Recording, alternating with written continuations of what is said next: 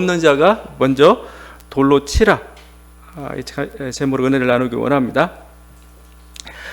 예수님이 오늘 가늠한 여인이 있었죠. 그를 용서해 주신 장면은 다른 어떤 사건보다 매우 감동적이죠. 뭐 그 행위 자체가 감동적일 뿐만 아니라 이 간음과 관련된 어떤 윤리적인 그런 문제죠. 오늘날 회교권에서는 여전히 시행되고 있는, 굉장히 엄격하게 시행되고 있는 그런 겁니다. 근데 2000년 전에 이런 어떤 가부장적 사회에다가 이런 어떤 율법이 지배하던 그 사회에서 이런 식으로 행동을 취한다는 것은 매우 놀라운 그 일입니다. 한 사회의 어떤 전통이나 윤리를 건드리는 문제는 그 쉬운 문제가 아닙니다. 왜냐하면 그 건드리는 그 순간 자기도 굉장히 위험해집니다. 더더군다나 이 윤리 문제를 건드린다는 건 쉽지가 않습니다. 그동안 예수님이 다양하게 충돌을 했죠. 유대 지도층과 뭐 안식일법으로, 아니면 정결법으로, 아니면 성전 문제 등등으로 이렇게 충돌을 했습니다. 이런 문제들은 다 어떻게 보면은 호불호가 있습니다. 어느 편이 있고 그렇습니다. 그런데 윤리 문제는 그렇지 않습니다. 윤리 문제를 더더군다나 여기 나와 있는 여인은 어떻게 보면 그냥 하찮은 한 여인이라고 볼 수가 있고 죄를 범한 그런 여인입니다. 현장에서 붙잡혔죠. 이 문제를 가지고 나왔는데 아마 제자들은 이렇게 얘기했을 것 같아요. 여기서는 적당히 타협하고 넘어갑시다. 왜냐하면 이 문제 건드려봤자 좋을 게 없습니다. 이런 거죠. 우리 운동에도 도움이 안 된다고 얘기했을 겁니다. 그런데 예수님은 그러지 않았습니다. 아주 저는 어떻게 보면 굉장히 정면 돌파를 지금 택하셨습니다. 왜냐하면 이 한 인간을 어떻게 바라보는가, 또 이 죄의 문제를 서로들 어떻게 처리하고 있고 어떻게 취급하고 있는가, 지금 이 문제가 사실 걸렸거든요. 한 인간을 바라보는 자세, 또 죄의 문제에 대해 하나님 어떻게 바라보고 있는가를 지금 여기를 통해 좀 보여주길 원했고, 우리는 그 교훈을 좀 받아야 될 것 같습니다. 그래서 저는 어떻게 보면 정면 돌파라고 볼 수가 있는데, 그냥 피해도 될 수 있는 그런 문제인데 주님 피해야 되지 않는다고 생각하셨던 거죠. 정면을 부딪혔습니다. 지금 다시 한번 상황을 보게 되면 예수님이 성전에서 가르치고 계셨죠. 가르치고 계셨는데 지금 서기관과 바리새인들이 간음하다 현장에서 붙잡혔다 표현하고 있습니다. 현장에서 붙잡힌 그 여인을 끌고 왔습니다. 그리고 예수님한테 당신 이 여인 어떻게 처리할 겁니까? 하고 지금 판단을 요구하고 있습니다. 근데 사실은 이 장면 자체가 사실 문제가 되고 있어요. 왜냐하면 왜 여자만 끌고 왔냐는 거예요. 간음이나 불륜 이런 것들은 같이 상대방이 있기 마련이고, 지금 남자는 어디 갔냐 이거죠. 그는 달아났는가, 아니면 벌써 죽여버렸는가, 아니면 이런 경우를 생각해 볼 수도 있습니다. 그 외경에 수산나 이야기라는 게 있어요. 수산나는 굉장히 정결한 여인이 있었는데 어느 두 노인네가 흑심을 품고 하다가 그게 실패하니까 오히려 이 여인에게 뒤집어 씌웁니다. 이 여인이 간음했고 그걸 내가 보았다, 이렇게 해서 재판이 벌어졌던 거죠. 그게 외경에 나온 얘기인데, 그렇게 불순한 모함을 받은 건가, 여러 가지 우리 가능성들을 생각해 볼 수가 있습니다. 그러나 한 가지 분명한 건 있어요. 그건 뭐냐면 이게 가부장적인 어떤 환경에서 벌어지고 있는 그 일이란 겁니다. 그거 무슨 뜻이냐면은 항상 이런 어떤 성적인 문제에서 유혹은 남자로부터 사실 오게 되어 있어요. 적극적인 행동하는 건 대부분 남자일 가능성이 굉장히 높습니다. 근데 비난은 대부분 여자들이 받습니다. 항상 그래요. 항상 비난은 네가 처신을 잘못해서 이렇게 가는 거지. 하여튼 이게 가부장적인 단면인데 지금 그 모습을 그대로 보여주고 있어요. 그래서 지금 이 현장에는 여자만 지금 끌려와고 여자만 비난받고 있는 그런 모습으로 나타나 있습니다. 이 율법과 관련돼서 오늘날 이슬람권에서는 여전히 이 율법이 시행이 되고 있죠. 그래서 우리가 차도르, 아니면 뭐 부르카라고 얘기하죠. 여자들의 머리를 가리고 온몸을 가리는 그 하나의 이제 전통처럼 이제 돼가지고 지금도 중동권은 뭐 사우디아라비아 같은 부르카에 처음 검정 옷으로 완전히 다 가리고 있는 그런 모습을 볼 수가 있습니다. 그러면 왜 이런 제도가 탄생했느냐? 그건 뭐냐면 성적인 죄는 안 된다는 겁니다. 윤리적인 죄를 묻는 겁니다. 근데 윤리적인 죄를 따지다 보니까 뭐요? 여자들이 유혹의 근원이라는 겁니다. 그래서 뭐요? 천으로 다 감싸버리는 겁니다. 감싸가지고 유혹이 되지 않도록 이렇게 만든 거죠. 아니, 이게 문제가 되면 남성의 욕망을 제어해야 되지, 한 여자를 뭐요? 오히려 이렇게 고립시켜버리는 그런 방식으로 간 거죠. 왜 그랬을까요? 약하니까. 약하니까. 자기들은 어떻게 하긴 어렵고, 약한 존재를 원천 차단시켜가지고 하는, 여성의 자유를 억압하는, 뭐 이걸 아직도 뭐 살려야 될 전통이니 뭐니 그렇게 얘기하는데, 하여튼 근본 동기랄지, 또 이게 얼마나 여성으로 하여금 부자유하게 지금 만들고 있는지, 지금 어떻게 보면은 이런 어떤 윤리적인 문제에 대처했던 그 인간들의 모습도 잘 보여주고 있죠.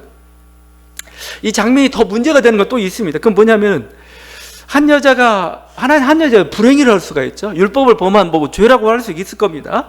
그런데 이걸 뭐요? 이를 이용해 가지고 뭔가 자신의 어떤 정적을 반대하는 그런 수단으로, 반박하고 공격하게 하는 수단으로 사용하고 있다는 겁니다. 거기 6절이죠. 그들이 이렇게 말하면 고발할 조건을 얻고자 하여 예수를 시험함이라.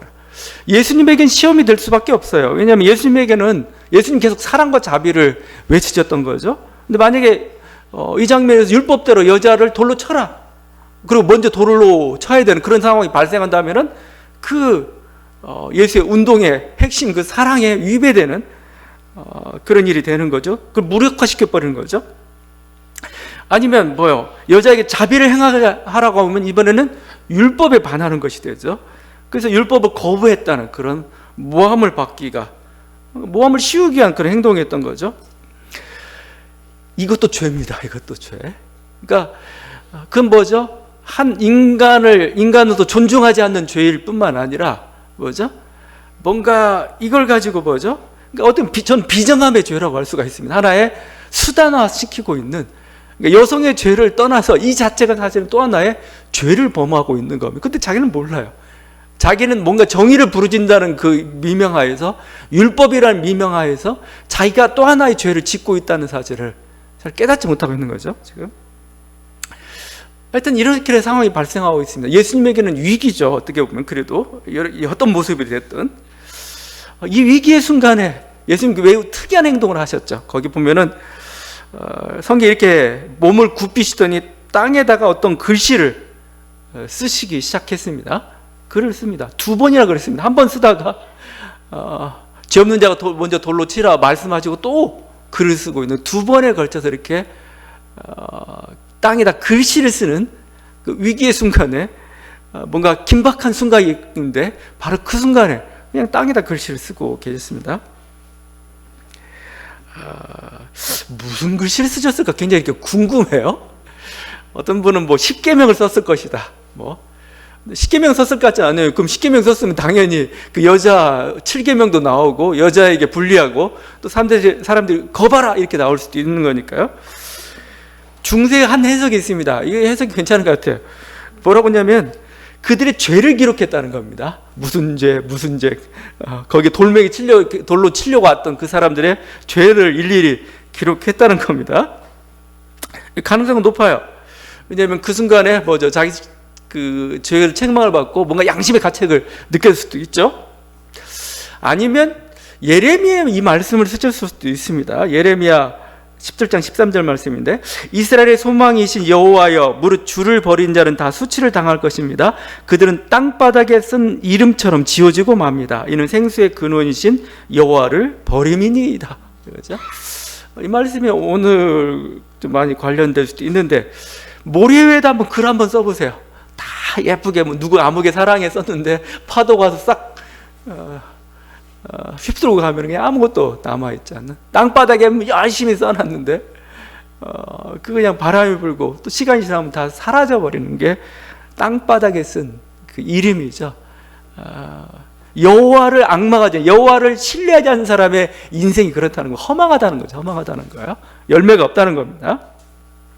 이 말씀에 혹시 그들이 양심의 어떤 뭔가 가책을 받은 것인가, 아니면 선한 양심이 이렇게 일깨워진 것인가, 하여튼 모르겠습니다. 모르겠는데 주님이 이 순간에 땅바닥에 글을 쓰시면서 뭔가 잠깐 침묵하셨다는 거, 휴지기를 가셨다는, 어떤 휴식의 시간을, 휴식이라 좀 뭐하지만 잠깐 멈추셨다는 게 굉장히 저는 중요하다고 봅니다.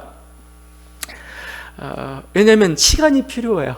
지금 다 흥분했어요. 지금 군중들도 흥분했고, 뭔가 예수 제자들도, 예수님도 굉장히 위기의 순간이고 흥분할 수밖에 없는 그런 시간이죠. 우리가 군중심리라는 게 있죠. 군중심리. 군중심리가 왜 나옵니까? 겁니까?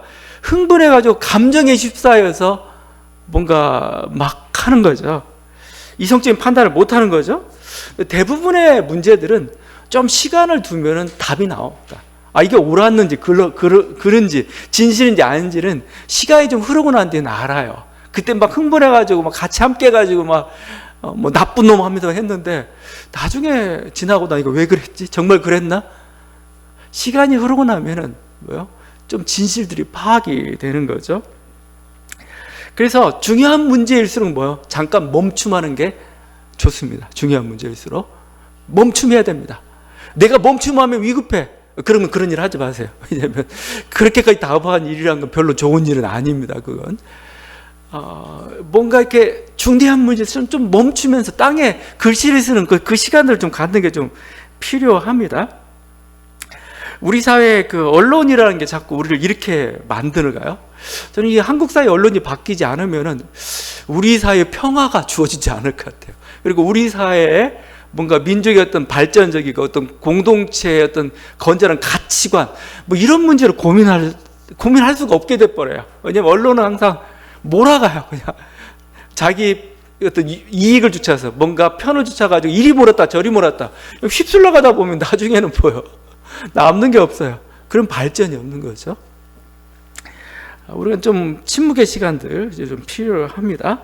그래서 어떻게 보면 우리 사람이 실제 앉아서 글을 쓰는 게 중요합니다. 글을 쓰는 게 실제 글을 쓴다는 건 뭐 생각을 정리한다는 거잖아요. 생각을 사실 글을 쓰다 보면 문제가 해결되는 경우가 많습니다. 왜냐하면 한번 해보세요. 내가 왜 흥분했는가? 왜 흥분했는가 한번 글로 한번 써보세요. 보니까 이게 흥분할 일이 아닌 경우들이 참 많이 있습니다. 또 막 쓰다 보면 뭐죠? 또 새로운 어떤 시각들이 보일 때가 있어요. 이런 생각들. 저도 그렇습니다. 저도 설교가 좀 괜찮게 풀릴 때가 언제냐면은 괜찮게 안 풀릴 때입니다. 오히려 괜찮게 안 풀려가지고 막 아침에 막 고민하면서 막 쓰다가 갑자기 잘못 쳤는데 어떻든지 모르겠지만 하여튼 방향을 하는데 이거 괜찮아 이게 이게 새로운 시각이라다 보면 거기에 막 확장시키다 보면은 가는 거죠. 그냥 이것을 우리는 이제 성령의 감동으로 부릅시다. 그냥 성령의 감동인 거예요. 그냥 그래 내가 미처 아니면 내 속에서 이미 생각이 있었는데 이게 미처 정리가 되지 못했던 것들이 뭐 이렇게 사실 글을 쓰는 과정이 우리 글 쓰는 건 우리 방송호 집사님 가장 많이 글을 쓰시고 계시죠. 나중에 가면 제 설교는 다 사라지고 방송호 집사님 평가 설교 평가만 남아 있을지 모릅니다. 그래가지고 어땠다든가 이렇게 글이 가지고 놀라운 그 힘이기도 하죠. 그러면서 자기 사람의 어떤 적용을 시키는 거죠. 여러분 그래서 어떻게 보면은 우리 인생에서 아니면 우리 삶의 현장 속에서 글을 쓴다는 것 옛날엔 일기 쓰라니까 막 싫어가지고 아니 의무적으로 숙제에 내는 식으로 일기를 썼는데 그게 아니고 우리 인생을 한번 이렇게 생각하는 그 시간들을 가져야 됩니다. 그래야 뭐요? 그러니까 보여요. 말씀도 어느 때는 써보는 게 필요해요. 왜냐하면 써보는 순간 뜻이 달라요. 이런 뜻이 있었네, 이런 단어가 있었네 하면서 깊이 우리가 들어간 경우가 있는 거죠. 예수님은 그렇게 땅에 글씨를 쓰는 글자를 쓰는 그 시간을 가졌고 그게 어떻게 보면은 우리들에게 중요한 하나님의 뜻들을 전해주는 그런 계기가 되고 있습니다. 자, 그러면 주님은 그 흥분한 사람들을 향해서 이렇게 7절을 외쳤죠. 너희 중에 죄 없는 자가 먼저 돌로 치라. 그리고 간음한 여인을 향해 나중에 또 외치죠. 나도 너를 정죄하지 않겠다. 이거죠. 사실 인간은 이렇게 죄의 문제가 좀 부딪히고 있는데 주님이 이렇게 말씀하시는 그 배경 속에는 인간은 어떻게 보면 그러니까 주님의 입장이 좀 보이는데 인간은 모두 죄인이라는 겁니다. 인간은 모두 죄인. 그러니까 그냥 50보 100보일 뿐이에요. 누가 잘나고 못 나오게 그게 아니고 그냥 인간은 50보 100보예요. 50보 100보가 뭡니까? 막 50보 다른 환자가 막 전쟁터에서 백보 달아난 자를 보면서 비웃는 겁니다. 에이, 저 비겁한 놈. 자기도 달아났으면서 50보 정도. 죄도 마찬가지죠. 누가 더 많이 지었느냐, 아니면 좀 덜 지었느냐, 이런 차이죠. 아니, 어떻게 보면은 누가 드러났느냐, 아니면 드러나지 않았느냐, 아니면 지금 문제가 되고 있는 게 뭐냐, 아니면 나는 그 문제가 되는 것에 아직 빠져 있을 뿐이다. 이 정도 차이지. 실제 모두가 다 죄인인 거죠. 그래서 주님은 그런 입장에서 그들을 심판한 자로 서기를 원치 않아요. 어떻게 보면 저는 이렇게 보고 있습니다. 주님은 이게 어떤 심판자 입장에 있는 것, 하나님은 심판자 입장에 있는 게 아니고, 어떻게 보면은 그 죄라는 공통의 적이 있습니다. 그 공통의 적을 향해 지금 돌멩이 맞고 지금 쓰러져 있는 한 여인을 바라보는 그런 눈이라고 저는 생각을 해요. 오히려 뭐죠? 다시 한번 어떤 의욕을 불러일으켜주고 다시 한번 힘을 줌으로써 이 싸움에서 지지 않고 이기기를 바라는 그런 모습, 그런 게 담겨져 있는 게 오늘 주님의 말씀이라고 저는 생각을 합니다. 주님은 결코 심판자의 자리에 앉으려 가지 않습니다. 심판이라는 것은 마지막에 일어난 일이에요. 주님은 같은 인간의 입장에서 죄의 고통에 싸우고 있는, 죄의 고통이라고 하면은 좀 더 너무 신앙적인지 모르겠는데, 그냥 우리들의 운명의 고통이라고 볼 수도 있겠습니다. 운명의 문제 앞에서, 운명의 고통 앞에서 어떤 사람 쓰러지고 어떤 사람은 버티고 있고 막 그런 존재들입니다. 그 속에서 주님은 너 왜 실패했어, 이렇게 정죄하는 자가 아니고, 우리 같이 다시 싸우자, 이거죠. 같이 일어나라, 이거죠. 이런 자로서 서타는 겁니다, 이게. 우리는 너무 쉽게 우리 자신을 심판자의 위치에 자꾸 놓으려고 해요. 예수님도 그렇게 안 하시는데 우리 자신을 자꾸 심판자의 위치에 놓으려고 하죠. 저는 그 SNS 상에 이렇게 글들을 바라보면은 자기들이 다 하나님이에요. 자기들이 다 대통령이고. 그래서 좀 지켜보기도 하고 그냥 응원해 주는 게 좀 필요할 때가 있는데, 그리고 자기가 얼마나 알아요? 그 일에 대해서, 그 사람에 대해서. 근데 댓글도 시작해서 글 쓰는 거 보면 아주 그냥 자기가 신이에요, 그게. 우리 심판에 대한 문제에서는 우리 유다서 말씀 좀 들어볼 필요가 있습니다. 유다서 말씀에 귀를 좀 기울여야 되는데, 유다서 말씀 잘 안 읽죠. 한 장밖에 안 되는데, 거기에 이 장면이 있습니다. 그 미가엘이라는 천사장이 있어요. 미가엘이라는 천사장이 마귀하고 모세의 시체를 놓고 싸웁니다. 아마 모세가 죽었는데 이 시체를 가져가는 이 많으니 조금 이상한 장면이기도 하죠. 하여튼데 싸우는데 미가엘이 뭐라고 표현하면 이렇게 얘기합니다. 천사장 미가엘이 모세의 시체에 관하여 마귀와 다투어 변론할 때 감히 비방하는 판결을 내리지 못하고 다만 말하되 주께서 너를 꾸짖으시기를 원한다. 너 나쁜 놈, 넌 악이야, 너는 저주를 받아, 이런 식이 아니고 하나님이 너를 꾸짖기를 원하신다, 이렇게 갔다는 겁니다. 마귀를 정죄하는 건 당연하다고, 악의 실체인데 당연하다고 생각하는데 천사장마저 함부로 정죄하지 않습니다. 판단하지 않습니다. 왜냐하면 그 심판은 오직 하나님만 가능하기 때문인 거죠. 근데 근본적으로 왜 그러냐면은, 첫째는 뭐냐면 상대를 잘 몰라요. 상대의 악을 범했는데 이게 왜 범했는지, 진짜 악인지 우리는 인간이기 때문에 잘 몰라요. 한계가 있기 때문에. 두 번째는 뭐냐면 우리는 그 자신이 다른 사람을 정죄할 정도 떳떳하지 않다는 겁니다. 미가엘 천사장이 떳떳할까요? 물론 떳떳하다고 얘기할 수 있는데, 사실 마귀도 나는 한때는 천사였어요. 천사장 루시퍼였다고 얘기하잖아요. 나도 한때는 천사였어. 그렇죠? 너도 그럴 수 있어. 그러니까 어떻게 보면 인간이나 천사는 다 연약함을 가지고 있다는 겁니다. 함부로 판단을 못하는 겁니다, 이게. 그렇다고 그럼 인간은 전혀 정죄할 수 없느냐? 정죄할 수는 있어요. 심판할 수 있습니다. 자, 그런데 이걸 좀 알아야 됩니다. 우리는 그 심판할 때 내가 심판하는 게 아닙니다. 하나님의 위임으로 심판하는 겁니다. 하나님의 위임. 그래서 어떻게 보면 교회가 그 위임권 하나를 가지고 있습니다. 교회가 위임권을 가지고 그 위임을 받아서 판단하는 겁니다. 그러니까 나의 이름으로 하는 게 아니에요. 인간의 이름으로 하는 게 아닙니다. 또 그 위임권은 국가에게 있습니다. 국가가 그 위임을 받아가 심판하고 판단하는 그런 걸 하는 거죠. 물론 세상에서는 국민의 위임에 의해서 통치한다, 행사한다 하죠. 우리는 그건 세상 말이고, 우리는 신앙적으로는 하나님의 위임에 의해서 국가가 하나님의 이름으로 행하는 거죠.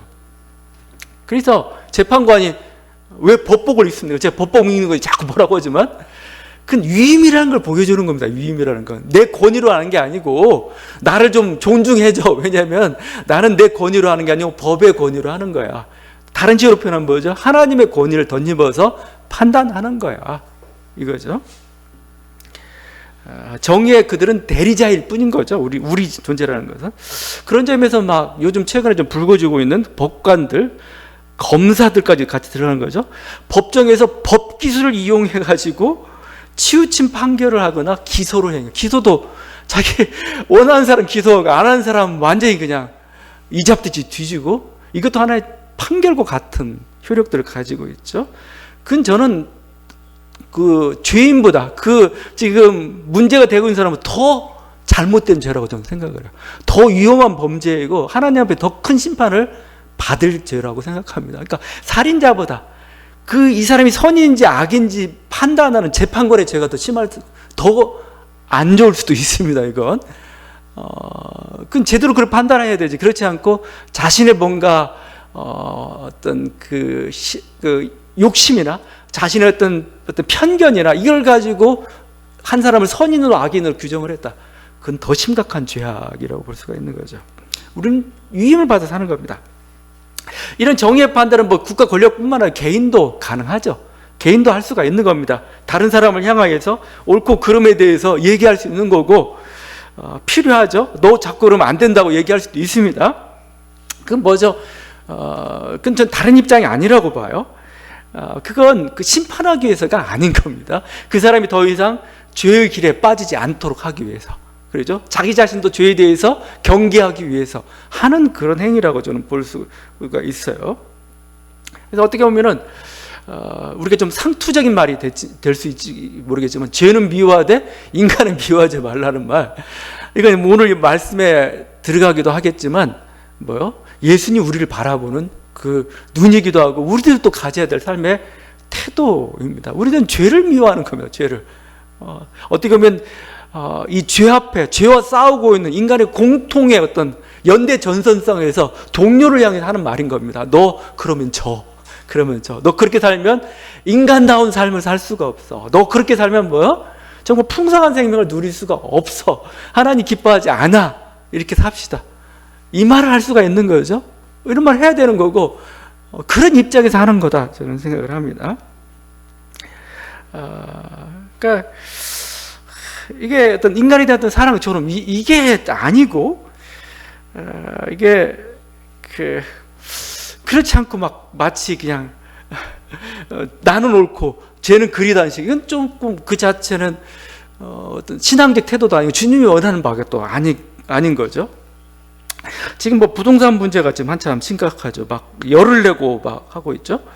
근데 이 부동산 문제에 열을 내고 있는 우리 자신을 한번 보면은, 우리 한 사람 한 사람들은 내 집값이 오르길 바라고, 그런 기회가 있으면 어떻게든 거기에 뭔가 기회를 잡아보려고 하는 그 욕망이 불타 있는 우리들 아닌가, 그런 거죠.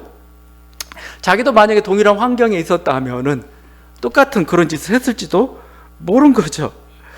그러니까 이게 우리들이 어떤 이런 문제에 대해서 무조건 막 비난하고, 그래서 자기는 마치 의로운 것처럼 이런 식으로 태도를 취하게 되면 사실은 문제를 해결할 수가 없어요.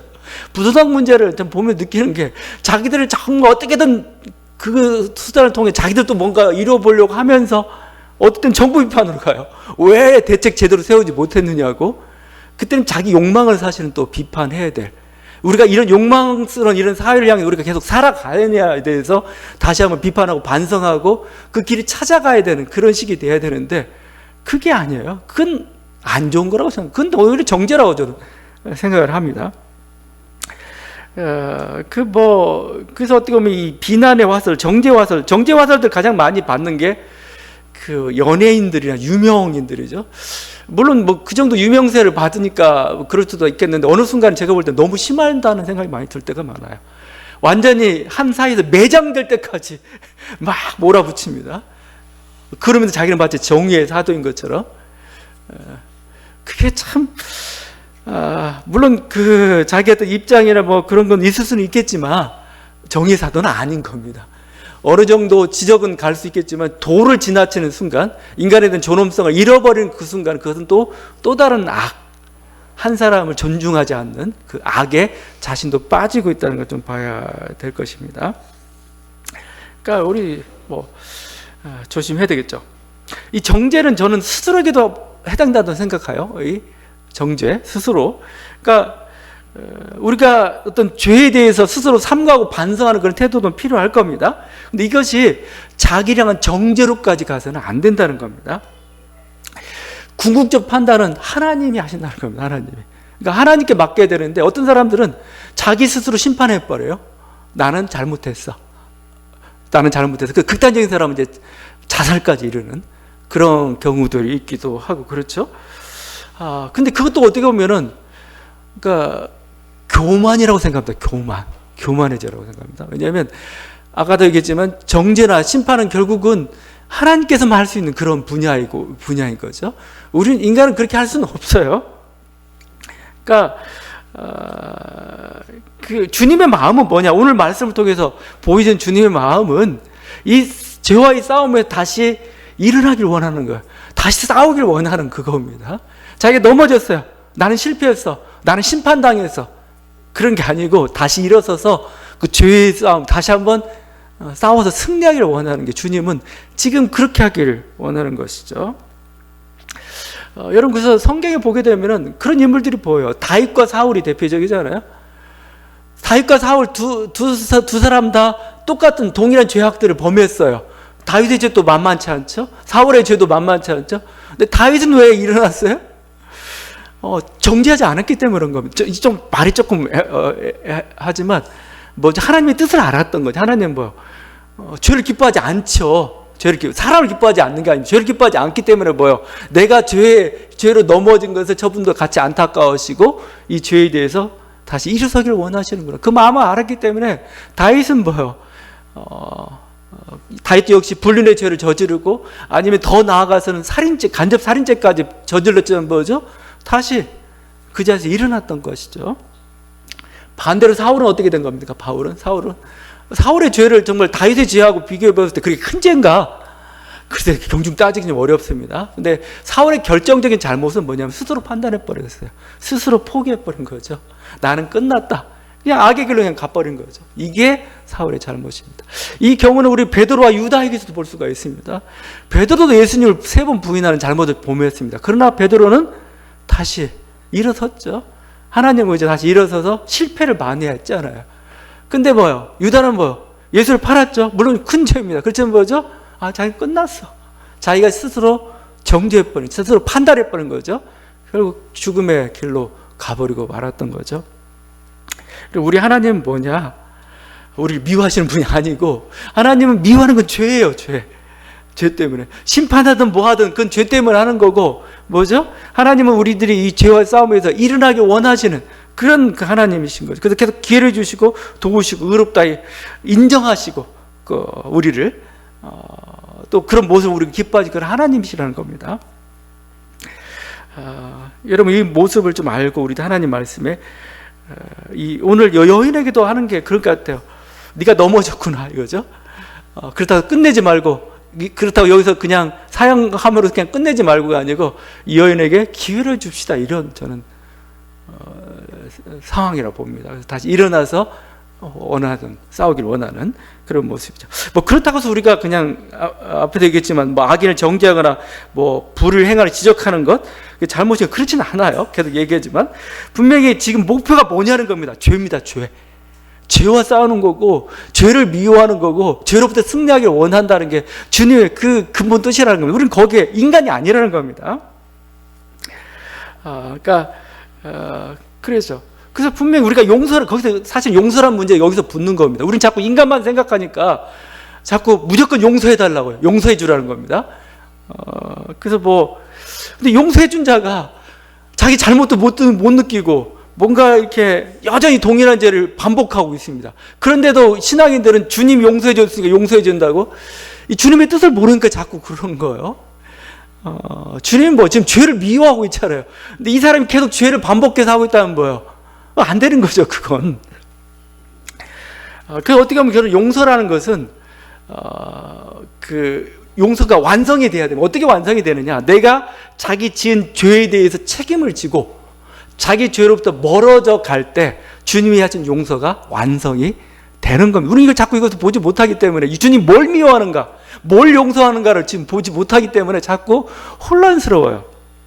예를 들면 막 전두환 씨도 용서해 줘야 되냐 이거예요. 전두환. 왜냐하면 전두환 씨가 정말 자기 잘못을 반성하고 그걸 돌이키는 행동들을 했다면 용서해 줘야 돼요. 당연히. 우리 미워할 수도 없는 그 정도. 근데 뭐요? 안 해요. 안 하고 계속 그러는 거죠. 그건 스스로 뭐예요? 용서를 철회시키고 있는 행동입니다. 주님은 이 인간을 사랑하고 싶어요. 근데 죄는 미워하는 거죠. 근데 계속 거기에 있다면 뭐예요? 스스로 자기가 정죄를 당하는 겁니다. 뭐 이건 뭐 여러 가지 것들 그게 마찬가지죠. 목회자가 죄를 범하게 되면은 성도도 굉장히 착해가지고 나중에 그래 목회자도 연약해서 그랬잖아. 죄를 지을 수밖에 없으면 우리 용서해 주자. 주님도 용서해 줬잖냐. 뭐 이렇게 합니다. 뭐 좋습니다. 좋은데 문제는 이거죠. 주님 뭘 미워하는지 자꾸 얘기하고 있죠. 죄를 미워한다고 했죠. 죄를. 근데 그 목회자가 그 죄에 대해서 책임을 지지 못해요. 아직도 여전히 책임지는 행동들을 하지 못하고 있습니다. 그렇다면 뭐예요? 거기에 대해서는 그게 심판을 받아야 되는 거죠. 주님은 어떻게 보면 기회를 준다는 게 뭐예요? 그냥 모든 걸 다 무마시키는 게 기회를 주는 게 아니잖아요. 오히려 우리들이 어떤 그 죄에 대해서 그 죄의 대가로서 사형은 아니더라도 그 벌을 받는 것도 뭐예요? 하나의 용서의 과정인 겁니다. 왜냐하면 그런 말미암아 피해자도 분명히 발생했을 겁니다. 그로 말미암아서 자신의 어떤 상처도 많이 생겼을 겁니다. 벌을 받으면서 뭐예요? 그 과정들이 씻겨져 가는 겁니다. 그게 다 용서 행위 속에 다 들어가 있는 겁니다. 우리는 근데 그런 걸 보지 못해요. 그냥 현상적으로 보이는 그냥 죄의 정죄 아니냐, 그러면 덮든지 아니면 드러내든지 이러면 될 거라고 생각은 아니라는 겁니다. 주님은 뭐예요? 우리들이 정말 죄와 싸우기를 원한다는 겁니다. 그래서 죄로부터 승리하기를 원한다는 거죠. 이것은 좀 더 나아가서 일본이 정하고 있는 일본의 어떤 민족적인 죄에 대해서 저는 마찬가지로 생각을 해요. 일본이 정하고 있는 짓고 있는 그 죄에 대해서 우리들이 언제까지 가지고 그걸 미워해야 되느냐? 다 용서하고 화합하고 그래야 되는 거죠.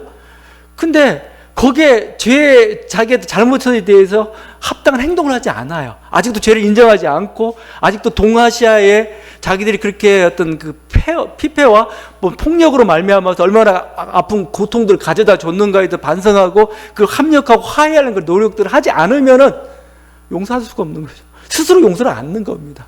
독일은 그 과정들을 거쳐갔던 거. 우리가 용서하는 게 아니고, 우리가 용서를 못해서가 아니고, 그들이 뭐요? 하나님 준 용서를 못 받아들이고 있는 겁니다. 여전히 죄악 가운데 있는 거죠. 오늘 지금 주님은 어떤 분이시냐? 기회를 주시는 분. 주님은 어떤 분이시냐? 죄와의 싸움에 승리하기를 원하시는 분이라. 여기에 초점을 좀 보라는 겁니다. 그래서 인간을 용서하심으로써 뭐죠? 다시 한번 기회를 주시는 겁니다. 다시 하라는 것.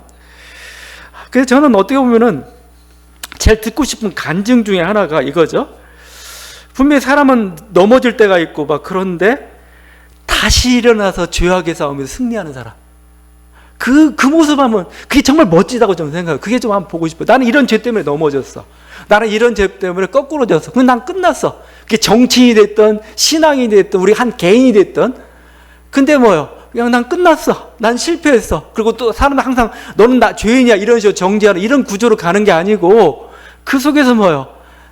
그걸 이겨내는 거죠. 그걸 그 죄와 내가 졌던 나를 넘어뜨렸던 그 죄와의 싸움이 내가 이기고 승리하고 그런 자의 모습으로 서는 것.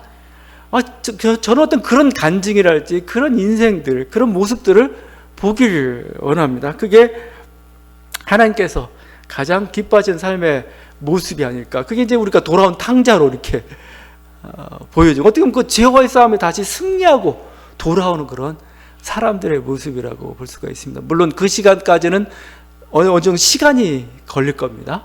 묵묵히 인내하면서 계속 싸우면서 다져가다 보면은 어느 순간에 자기는 뭔가 거기에 승리했을 것이고 어느 순간에 자기가 변모한 자기 자신의 모습들을 보게 될 것입니다. 하나님은 그런 인생들을 기뻐하신다. 그러면 뭐예요? 우리 사람들도 칭찬하는 거죠. 근데 우리가 다시 한번 우리들이 싸우는 적이 무엇인지, 또 하나님 무엇을 원하시는지, 하나님 우리를 얼마나 사랑하시는지, 하나님 또 우리가 어떤 삶을 살기를 원하시는지 바라보면 거기에 합당하게 반응하는 저와 여러분들이 되길 바랍니다. 기도하시겠습니다.